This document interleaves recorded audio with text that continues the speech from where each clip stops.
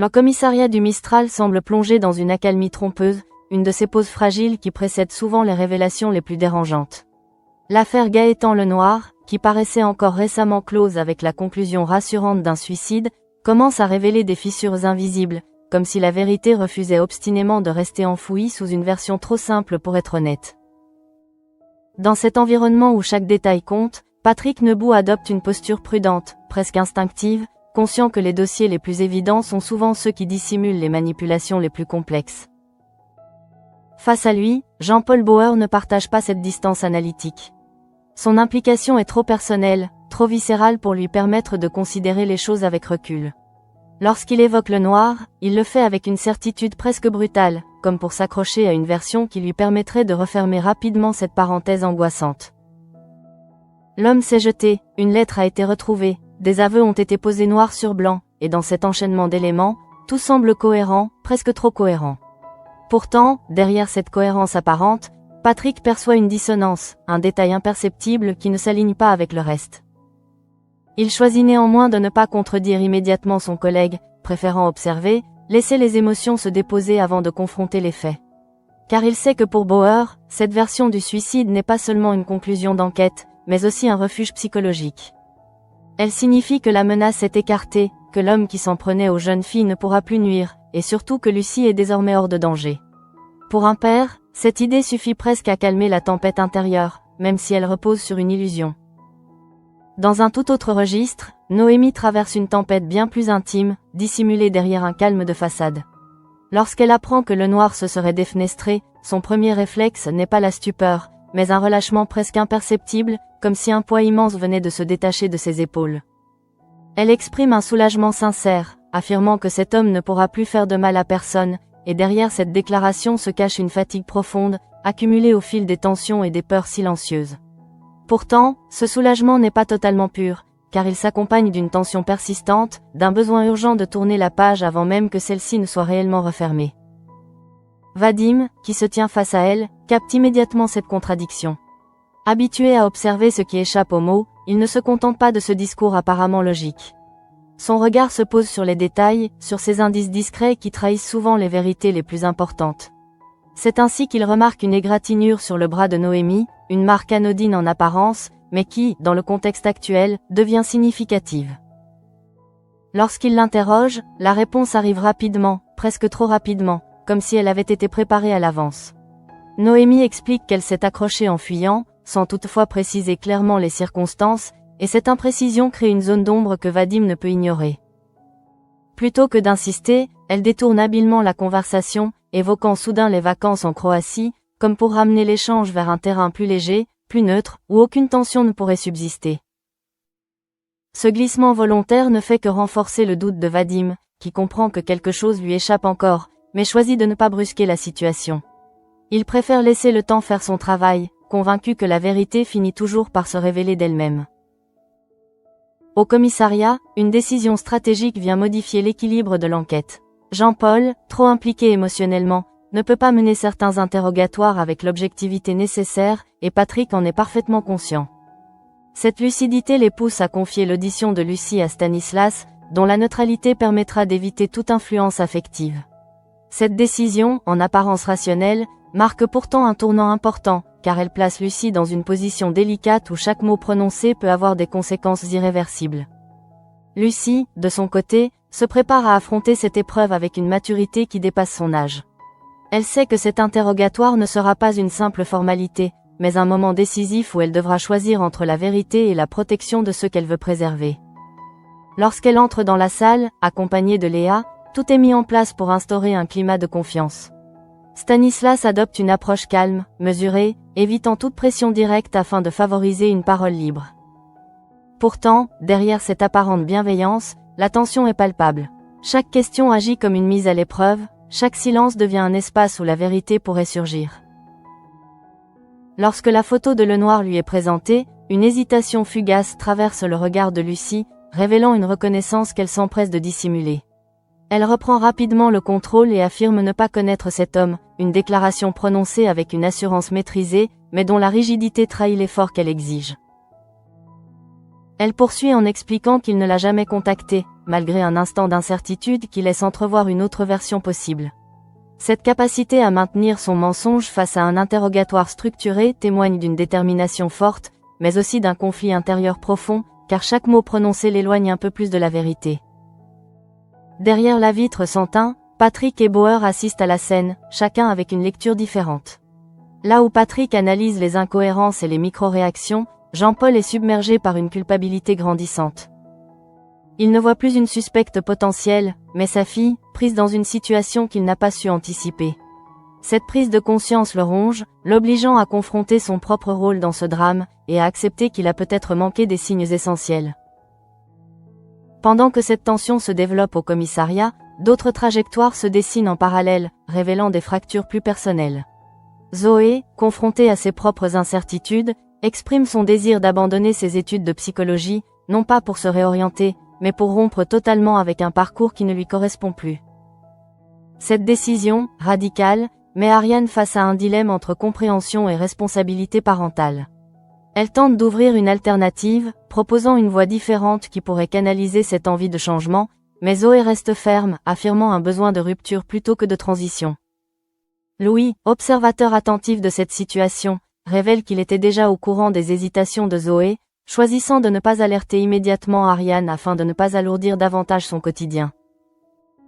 Ce choix, loin d'être anodin, montre une volonté de protéger, mais aussi une certaine manière de gérer les conflits en différé. Lorsqu'il affirme vouloir parler à Zoé pour l'aider à trouver sa voie, il s'engage dans un rôle qui pourrait modifier l'équilibre familial. Parallèlement, une dynamique plus positive vient apporter un contraste dans cet ensemble chargé de tensions. Steve, après avoir réussi son concours, intègre la police scientifique, marquant une étape importante dans son parcours. Cette réussite, saluée par ses collègues, symbolise une progression claire, un objectif atteint grâce à ses efforts. Idriss, en lui offrant un café et des croissants, traduit une reconnaissance simple mais sincère, ancrant Steve dans cette nouvelle équipe avec une forme de bienveillance. Cependant, cette réussite n'est que le début d'une immersion dans une réalité bien plus complexe, car son premier dossier le confronte immédiatement à l'affaire Lenoir, une enquête qui commence justement à basculer. Le rapport d'autopsie, attendu comme une confirmation, agit en réalité comme un déclencheur. Une lésion est identifiée, située en haut du dos, présentant les caractéristiques d'une brûlure compatible avec l'usage d'un taser. Ce détail, en apparence technique, remet en cause l'ensemble de la version initiale. À partir de cet instant, la thèse du suicide s'effondre, laissant place à une certitude beaucoup plus inquiétante. Gaëtan Lenoir n'a pas mis fin à ses jours, il a été tué. Cette révélation transforme radicalement la nature de l'enquête, ouvrant la voie à de nouvelles interrogations, à de nouveaux soupçons, et surtout à une vérité qui, désormais, ne pourra plus être dissimulée derrière une simple lettre d'adieu.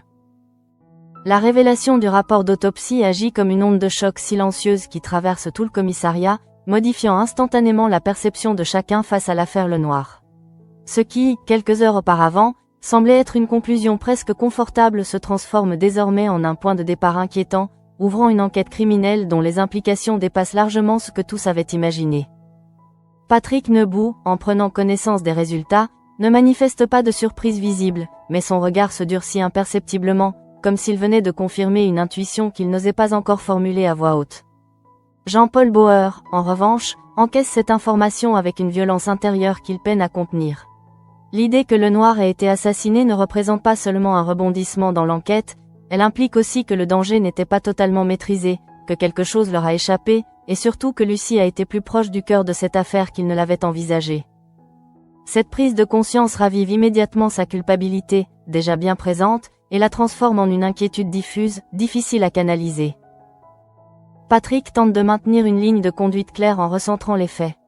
L'absence d'empreinte sur la lettre retrouvée, combinée à la présence d'une lésion compatible avec un taser, indique une mise en scène soigneusement orchestrée. Rien n'a été laissé au hasard, et cette précision dans l'exécution suggère que l'auteur du crime connaissait parfaitement les mécanismes d'une enquête. Cette hypothèse introduit une dimension supplémentaire, car elle implique que le suspect n'est pas seulement impliqué émotionnellement, mais qu'il possède également une certaine maîtrise de ses actes. Dans cette dynamique, Patrick donne des instructions précises pour lancer une enquête de voisinage, espérant que des témoins ou des détails extérieurs permettront de reconstituer les dernières heures de Lenoir. Cette méthode, classique mais efficace, repose sur l'idée que la vérité laisse toujours des traces, même lorsqu'elle est dissimulée avec soin. Pendant ce temps, Steve s'immerge pleinement dans son nouveau rôle au sein de la police scientifique. Sa participation à la rédaction du rapport sur la mort de Lenoir représente pour lui une première expérience concrète, mêlant excitation professionnelle et responsabilité. Il ressent une forme de fierté à contribuer à une enquête d'une telle importance, d'autant plus que Charlotte lui accorde sa confiance, reconnaissant implicitement ses compétences. Le cadeau qu'elle lui offre, une montre, dépasse le simple geste symbolique, car il inscrit Steve dans une temporalité nouvelle, celle d'un professionnel désormais confronté à la réalité du terrain, où chaque seconde peut faire basculer une enquête. Cependant, cette progression personnelle s'inscrit dans un contexte où les certitudes s'effondrent les unes après les autres. Le passage du statut d'étudiant à celui d'acteur direct d'une enquête criminelle confronte Steve à une réalité beaucoup plus complexe que ce qu'il avait pu imaginer, car les faits ne se contentent pas d'être analysés, ils doivent être interprétés dans un environnement humain chargé d'émotions et de contradictions. Dans un autre espace, Lucy tente de donner du sens aux événements avec les éléments dont elle dispose, sans encore connaître la vérité sur la mort de Lenoir. Lorsqu'elle confie à Noémie que l'homme se serait suicidé, elle le fait avec une forme de rationalisation qui lui permet de mettre à distance la peur qu'elle a ressentie. Elle évoque le comportement de Lenoir sur les réseaux sociaux, établissant un parallèle avec d'autres situations qu'elle a connues, comme si elle cherchait à inscrire cet épisode dans un schéma compréhensible. Mais derrière cette tentative de normalisation, une inquiétude persiste. Le fait que Lenoir possédait son t-shirt introduit une dimension troublante, une coïncidence trop précise pour être ignorée. Cette information agit comme un élément perturbateur dans son raisonnement, l'amenant à envisager l'idée qu'elle devrait peut-être dire la vérité à son père. Cette hésitation révèle un conflit intérieur profond, partagé entre le besoin de se libérer et la peur des conséquences que cette vérité pourrait entraîner. Face à elle, Noémie adopte une posture beaucoup plus affirmée, presque directive. Elle comprend immédiatement le danger que représenterait une révélation, non seulement pour Lucy, mais aussi pour elle-même. Lorsqu'elle insiste pour garder le secret, elle ne le fait pas simplement par instinct de protection, mais avec la conscience claire que certaines vérités, une fois exposées, deviennent impossibles à contrôler. Le geste qui suit, lorsqu'elles se prennent dans les bras, scelle symboliquement ce pacte silencieux, transformant leur relation en une alliance fondée sur un mensonge partagé. Au commissariat, cette même logique de dissimulation commence à produire ses effets. Patrick, en analysant les éléments du dossier, comprend que la nouvelle orientation de l'enquête va inévitablement remettre Bauer sous pression. Le fait qu'il soit directement lié à Lucy, elle-même potentiellement connectée à Lenoir, crée une situation délicate où la frontière entre implication personnelle et responsabilité professionnelle devient floue. Jean-Paul en a conscience, et cette perspective d'être à nouveau dans le collimateur du procureur renforce son sentiment d'impuissance. Cette tension est d'autant plus forte que, malgré son expérience, Bauer se retrouve confronté à une situation où ses réflexes de policier entrent en conflit avec son rôle de père. Chaque décision, chaque hypothèse, chaque piste doit être filtrée à travers cette double identité, ce qui complique considérablement sa capacité à agir de manière objective. Dans un registre parallèle, la relation entre Ariane, Zoé et Louis continue d'évoluer, révélant une autre forme de tension, plus intime mais tout aussi structurante. Ariane, en apprenant que Zoé souhaite abandonner ses études, tente de maintenir un équilibre entre compréhension et encadrement, consciente que toute réaction trop brusque pourrait accentuer le rejet déjà présent chez sa fille. Louis, en intervenant avec une approche plus douce, insiste sur l'importance du bien-être de Zoé, proposant de jouer un rôle de médiateur capable de créer un espace de dialogue.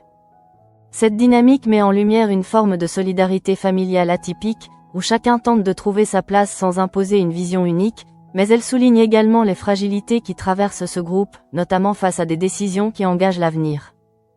Pendant ce temps, l'enquête sur Lenoir continue de se structurer autour de ces nouvelles données. L'absence d'empreinte sur la lettre renforce l'idée d'une manipulation, tandis que la présence d'une trace de taser suggère une confrontation préalable, possiblement violente, qui a précédé la mise en scène. Ces éléments, combinés, orientent les soupçons vers une personne ayant un accès direct à la victime et une capacité à agir rapidement. Dans ce contexte, le comportement de Lucy lors de l'interrogatoire prend une dimension nouvelle. Ce qui pouvait être perçu comme une simple hésitation devient désormais un indice potentiel, une pièce du puzzle qui, mise en relation avec les autres éléments, pourrait contribuer à révéler la vérité. Patrick, conscient de cette évolution, reste prudent dans ses conclusions. Il sait que l'accumulation d'indices ne suffit pas à établir une culpabilité, mais il comprend aussi que l'affaire entre dans une phase où chaque détail compte, où chaque contradiction peut devenir déterminante. Cette lucidité l'amène à adopter une approche méthodique, évitant toute précipitation qui pourrait compromettre l'enquête. Ainsi, à mesure que les certitudes s'effondrent, une nouvelle réalité se dessine, plus complexe, plus dangereuse, où les rôles de victime et de suspect pourraient se confondre. Dans cet équilibre instable, chacun avance avec ses propres motivations, ses propres peurs et ses propres secrets, sans encore mesurer pleinement les conséquences des choix qui ont déjà été faits. Et tandis que la vérité commence à émerger lentement, une question persiste, suspendue au-dessus de tous. Jusqu'où chacun est-il prêt à aller pour protéger ce qu'il considère comme essentiel, même si cela signifie mentir, manipuler ou détourner la justice elle-même?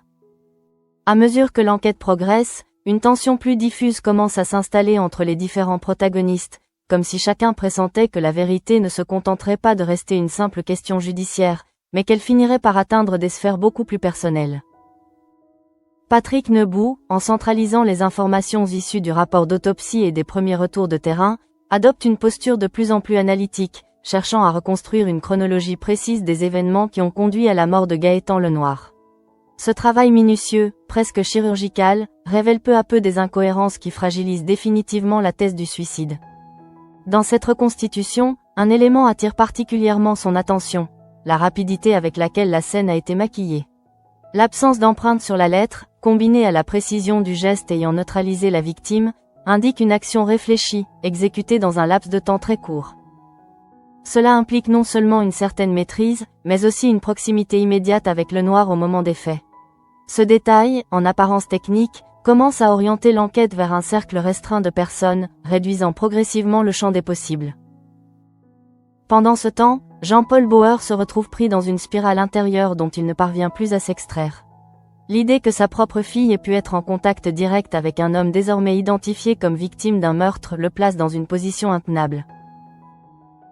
Il oscille entre le besoin de protéger Lucie et celui de comprendre ce qu'elle cache réellement. Cette dualité, qui oppose son instinct paternel à son devoir de policier, le fragilise profondément, au point de remettre en question sa capacité à rester impliqué dans l'enquête sans compromettre son jugement. Patrick, conscient de cette dérive émotionnelle, tente de maintenir une certaine distance professionnelle, tout en évitant de brusquer son collègue. Il sait que toute confrontation directe risquerait de renforcer le blocage de Bauer, et préfère laisser les faits parler d'eux-mêmes, espérant que la progression de l'enquête permettra de rétablir un équilibre.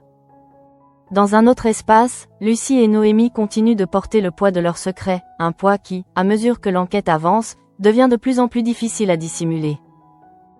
Leur échange, marqué par cette promesse tacite de ne rien révéler, crée entre elles un lien particulier, fondé sur une solidarité fragile mais intense. Ce lien, cependant, n'est pas exempt de tension, car chacune d'elles perçoit, à sa manière, les risques liés à ce silence. Lucie, notamment, commence à ressentir une forme d'étouffement intérieur. Le mensonge qu'elle a prononcé lors de son interrogatoire ne disparaît pas une fois la porte refermée, il continue de résonner en elle, s'imposant comme une présence constante. Elle repense à chaque question, à chaque réponse, analysant les moindres détails, comme si elle cherchait à anticiper les conséquences de ses propres paroles. Cette introspection permanente finit par altérer sa perception de la réalité, brouillant la frontière entre ce qu'elle sait, ce qu'elle croit, et ce qu'elle a choisi de dire. Noémie, de son côté, adopte une attitude plus maîtrisée en apparence, mais cette maîtrise repose sur une vigilance constante. Elle sait que le moindre faux pas pourrait tout faire basculer, et cette conscience aiguë du danger la pousse à contrôler ses réactions, ses mots, et même ses gestes. L'égratignure sur son bras, que Vadim a remarqué, devient ainsi un rappel permanent de la fragilité de leur situation, un détail insignifiant qui pourrait, à lui seul, déclencher une série de questions auxquelles elle ne pourrait pas répondre. Vadim, justement, n'a pas oublié ce détail. Bien qu'il n'ait pas insisté lors de leur échange, il continue d'y penser, le replaçant dans le contexte global de l'affaire. Son approche, fondée sur l'observation et la déduction, le conduit à envisager des hypothèses qu'il garde encore pour lui, préférant accumuler des éléments avant de les confronter. Cette retenue stratégique lui permet de rester en position d'analyse, sans alerter ceux qu'il soupçonne. Dans ce jeu d'équilibre, chaque personnage avance avec ses propres certitudes, ses propres doutes, sans mesurer pleinement les interactions qui se tissent entre leurs actions. Ce réseau invisible, fait de mensonges, de silences et de demi-vérités, constitue le véritable cœur de l'affaire, bien plus que les éléments matériels de l'enquête. Parallèlement, l'évolution de Steve au sein de la police scientifique apporte un regard différent sur cette situation. En découvrant les coulisses de l'analyse criminelle, il prend conscience de la complexité des mécanismes qui permettent de transformer des indices en preuves. Ce passage du théorique au concret agit comme une révélation, lui montrant que la vérité ne se résume pas à une accumulation de faits, mais qu'elle nécessite une interprétation fine, capable de relier des éléments parfois contradictoires. Sa collaboration avec Charlotte renforce cette compréhension, car elle lui transmet une méthode, une rigueur, mais aussi une certaine prudence dans l'interprétation des résultats. La confiance qu'elle lui accorde devient ainsi un moteur, le poussant à s'impliquer davantage, tout en lui rappelant la responsabilité qui accompagne chaque conclusion. Dans un autre registre, la situation de Zoé continue d'évoluer, révélant une quête identitaire qui dépasse largement la question des études. Son désir de tout arrêter traduit une difficulté à se projeter dans un avenir qui ne correspond pas à ses attentes, mais aussi une volonté de reprendre le contrôle sur sa propre trajectoire. Ariane, confrontée à cette décision, oscille entre inquiétude et compréhension, cherchant à maintenir un lien de dialogue sans imposer une direction. Louis, en intervenant avec une approche plus empathique, tente de créer un espace où Zoé pourrait exprimer ses doutes sans se sentir jugée. Cette posture, plus souple, contraste avec la rigidité que l'on pourrait attendre dans une situation parentale, et ouvre la possibilité d'une évolution plus progressive, moins conflictuelle. Cependant, cette dynamique reste fragile, car elle repose sur un équilibre précaire entre liberté et responsabilité, un équilibre qui peut facilement se rompre si l'une des parties impose sa vision de manière trop directe. Pendant ce temps, l'enquête sur le noir continue de se préciser, chaque nouvel élément venant renforcer l'idée d'une mise en scène élaborée. La question n'est plus de savoir si le noir a été assassiné, mais par qui, et surtout pourquoi. Cette évolution du questionnement marque un tournant, car elle déplace l'attention des faits vers les motivations, introduisant une dimension psychologique qui complexifie encore davantage l'analyse. Dans ce contexte, les comportements de chacun deviennent des indices potentiels, des fragments d'une vérité encore dissimulée. Les hésitations de Lucie, les silences de Noémie, les observations de Vadim, les analyses de Patrick, tout converge vers un point central qui reste encore invisible, mais dont l'existence ne fait plus aucun doute. Ainsi, alors que l'enquête avance, une tension sourde continue de croître, alimentée par les non-dits et les incertitudes. Et dans cet espace où la vérité se construit lentement, une réalité s'impose peu à peu.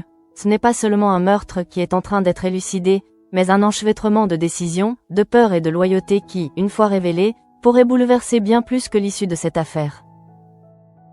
À ce stade de l'enquête, les lignes commencent à se resserrer imperceptiblement autour de certains personnages, sans que personne ne puisse encore nommer clairement ce qui est en train de se dessiner. Ce n'est pas une accusation directe, ni même une suspicion formelle, mais plutôt une convergence silencieuse d'indices, une accumulation de détails qui, mis bout à bout, donne à l'ensemble une cohérence troublante. Patrick Nebaud ressent cette évolution avec une acuité particulière, comme si chaque nouvelle information venait confirmer une intuition diffuse qu'il ne peut pas encore formuler ouvertement. L'enquête de voisinage, lancée dans les heures qui suivent la révélation de l'autopsie, commence à produire ses premiers résultats. Rien de spectaculaire, aucune révélation immédiate, mais une série de témoignages fragmentaires qui, ensemble, esquissent une chronologie plus précise des événements. Certains voisins évoquent des bruits inhabituels, une agitation nocturne qui ne correspond pas à l'image d'un homme seul se préparant à mettre fin à ses jours. D'autres parlent d'une présence, difficile à décrire, mais suffisamment marquante pour rester gravée dans leur mémoire. Ces éléments, pris isolément, pourraient sembler insignifiants, mais leur répétition crée une dissonance avec la version initiale du suicide. Patrick comprend alors que la mise en scène n'a pas seulement été matérielle, mais aussi narrative. Quelqu'un a voulu orienter la lecture des faits, imposer une interprétation avant même que l'enquête ne commence réellement. Dans ce contexte, le rôle de Lucie prend une dimension encore plus sensible. Son interrogatoire, déjà marqué par des hésitations, est désormais relu à la lumière de ces nouvelles données.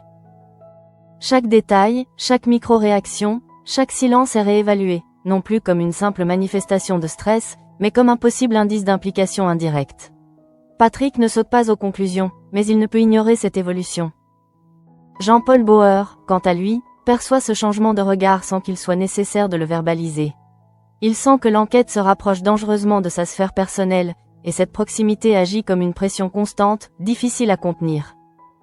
Son instinct de protection s'active immédiatement, mais il se heurte à une réalité qu'il ne peut contrôler, celle d'une enquête qui suit sa propre logique, indépendante de toute volonté individuelle.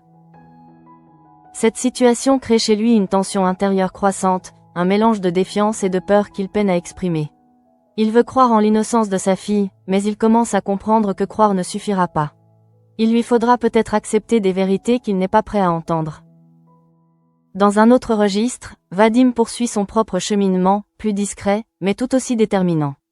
L'égratignure sur le bras de Noémie continue de hanter son esprit, non pas comme une preuve en soi, mais comme un point d'ancrage pour une réflexion plus large. Il reconstitue mentalement la scène, imagine les mouvements, les trajectoires possibles, les réactions instinctives face à une situation de danger. Plus il avance dans cette réflexion, plus une hypothèse s'impose à lui, une hypothèse qu'il garde encore pour lui, conscient que la formuler sans éléments solides pourrait fragiliser sa position. Il préfère observer, attendre, laisser les comportements révéler ce que les mots dissimulent. Noémie, de son côté, commence à ressentir les effets de cette pression invisible.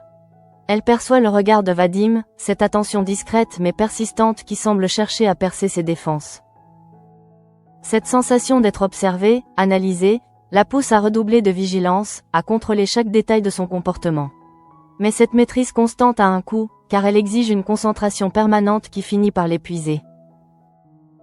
Dans ces moments de solitude, lorsqu'elle n'a plus à jouer un rôle, une autre réalité refait surface, plus brutale, plus difficile à contenir. Elle repense à ce qui s'est passé, aux gestes, aux décisions prises dans l'urgence et à leurs conséquences. Ce souvenir, qu'elle tente de maintenir à distance, revient par fragments, s'imposant à elle avec une intensité qu'elle ne peut ignorer. Lucie, quant à elle, évolue dans une dynamique différente, mais tout aussi fragile. Le mensonge qu'elle a prononcé lors de son interrogatoire commence à produire ses propres effets, créant une tension intérieure qui se manifeste par une vigilance accrue. Elle devient plus attentive à ce qui se dit autour d'elle, plus sensible au regard, au silence, comme si elle cherchait à anticiper le moment où la vérité pourrait émerger malgré elle. Son lien avec Noémie se renforce dans cette épreuve, mais il se transforme également. Ce qui était au départ une protection devient progressivement une responsabilité partagée, un engagement qui les lie au-delà des circonstances. Ce type de lien, fondé sur un secret commun, possède une force particulière, mais il contient aussi les germes d'une rupture potentielle, car il repose sur un équilibre fragile. Pendant ce temps, l'évolution de l'enquête continue d'exercer une pression croissante sur l'ensemble des protagonistes. Patrick, en croisant les informations issues du terrain avec les analyses scientifiques, commence à dessiner un schéma plus précis, dans lequel chaque élément trouve progressivement sa place. Cette construction progressive de la vérité donne à l'enquête une direction plus claire, mais elle augmente également le risque de confrontation directe avec ceux qui cherchent à la dissimuler. Dans cette dynamique, le rôle de Steve prend une dimension nouvelle. En participant activement à l'analyse des indices, il devient un maillon essentiel du processus, contribuant à transformer des éléments techniques en arguments exploitables. Cette implication renforce son sentiment d'utilité, mais elle l'expose également à la réalité des conséquences, car chaque avancée rapproche un peu plus l'enquête de son point de bascule. Parallèlement, la situation de Zoé continue d'évoluer dans une direction incertaine. Son refus de poursuivre ses études ne se limite plus à une simple décision personnelle, il devient un symptôme d'un malaise plus profond, une difficulté à trouver sa place dans un environnement où les attentes sont nombreuses et parfois contradictoires. Ariane, en cherchant à maintenir le dialogue, tente de préserver un lien qui pourrait se fragiliser, consciente que toute rupture brutale aurait des conséquences durables. Louis, en s'impliquant davantage, agit comme un relais, une présence capable de traduire les émotions et les hésitations de Zoé en quelque chose de compréhensible pour Ariane. Cette position intermédiaire lui confère un rôle particulier, celui d'un médiateur qui, sans imposer de solution, contribue à maintenir un équilibre. Ainsi, tandis que les trajectoires individuelles continuent de se croiser et de s'influencer mutuellement, l'enquête sur le noir s'approche d'un point critique. Les indices s'accumulent, les incohérences se réduisent, et la vérité, longtemps dissimulée, commence à apparaître à travers les fissures du récit initial. Dans cet espace où tout semble sur le point de basculer, une certitude s'impose progressivement. le moment où les secrets devront être confrontés à la réalité n'est plus une éventualité lointaine, mais une échéance imminente dont personne ne pourra se détourner. À mesure que l'enquête atteint ce point de tension, une forme d'inéluctabilité commence à s'imposer, comme si les événements, longtemps contenus dans une zone d'ombre, étaient désormais contraints de remonter à la surface.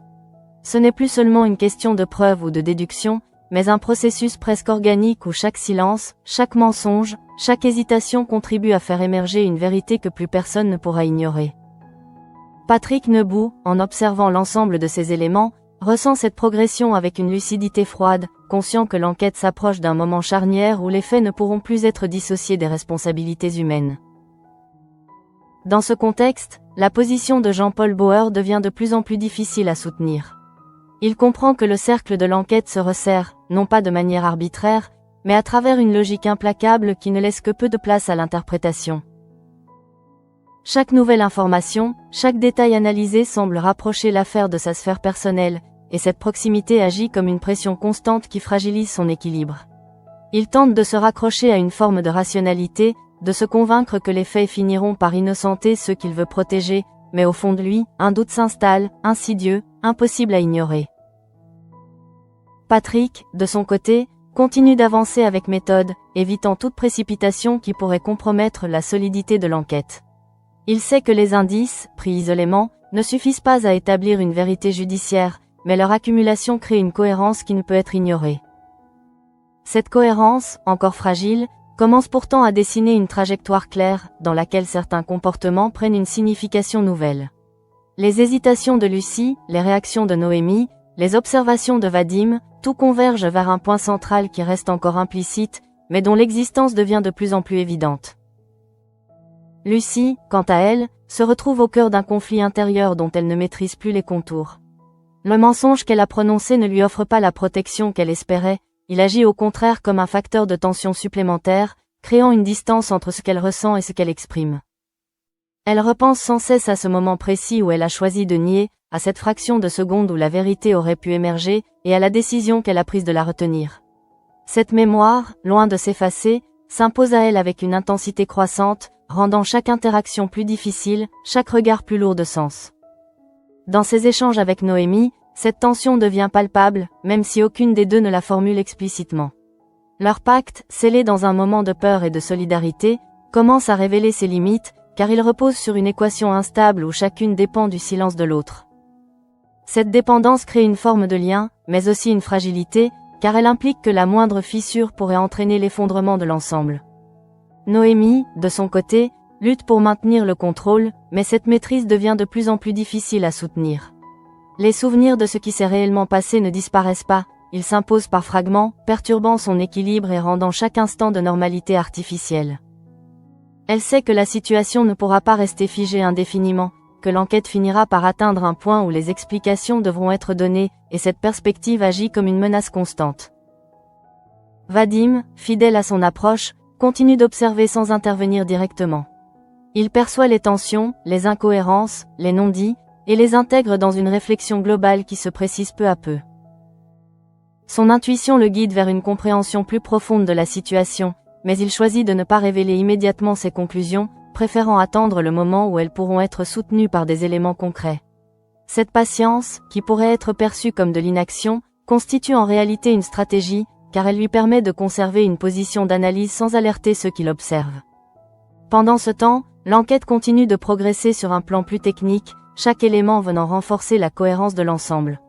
La mise en scène du suicide apparaît désormais comme une construction élaborée, destinée à orienter l'interprétation des faits et à détourner l'attention des véritables circonstances de la mort de Lenoir.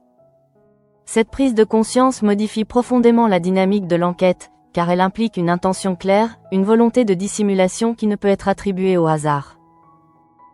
Dans ce cadre, Patrick comprend que l'affaire ne se résoudra pas uniquement par l'analyse des preuves matérielles, mais qu'elle nécessitera également une confrontation avec les motivations humaines, avec les choix qui ont conduit à cette situation. Cette dimension, plus complexe, plus difficile à appréhender, constitue souvent le véritable enjeu d'une enquête, car elle oblige chacun à dépasser les apparences pour accéder à une vérité plus profonde. Parallèlement, les trajectoires personnelles continuent d'évoluer, révélant des tensions qui, bien que distinctes de l'enquête, en partagent la même logique de confrontation avec soi-même. Zoé, dans son refus de poursuivre ses études, exprime une volonté de rupture qui traduit une quête d'identité encore inachevée. Ariane, en tentant de maintenir le dialogue, cherche à accompagner ce processus sans l'imposer, consciente que toute contrainte pourrait produire l'effet inverse. Louis, en s'impliquant davantage, agit comme un point d'équilibre, une présence capable de relier ces différentes perspectives et de maintenir un espace de communication. Cette fonction, bien que discrète, joue un rôle essentiel dans la stabilité de leur relation, car elle permet de transformer les tensions en échange, plutôt qu'en rupture. Ainsi, à mesure que les différentes trajectoires se développent, une image globale commence à se dessiner, dans laquelle chaque personnage occupe une place spécifique, contribuant à la complexité de l'ensemble. L'enquête sur le noir n'est plus seulement un fil narratif parmi d'autres, elle devient le point de convergence de ces différentes dynamiques, un révélateur des fragilités et des choix qui définissent chacun. Et dans cette convergence, une certitude s'impose progressivement, silencieuse mais irrévocable, la vérité, quelle qu'elle soit, ne pourra plus être contenue indéfiniment. Elle finira par émerger, non pas comme une révélation brutale, mais comme le résultat inévitable d'un enchaînement de décisions, de silences et de regards qui, mis bout à bout, auront préparé le terrain de son apparition. À cet instant précis, chacun se trouve face à une forme de bascule intérieure, un moment suspendu où tout reste encore possible, mais où les conséquences des choix passés commencent déjà à se faire sentir. Et tandis que le jour semble suivre son cours, que les gestes du quotidien se poursuivent comme si de rien n'était, une réalité plus profonde s'impose en filigrane, rien ne pourra redevenir comme avant, parce que certains secrets, une fois révélés, transforment irrémédiablement ceux qui les portent.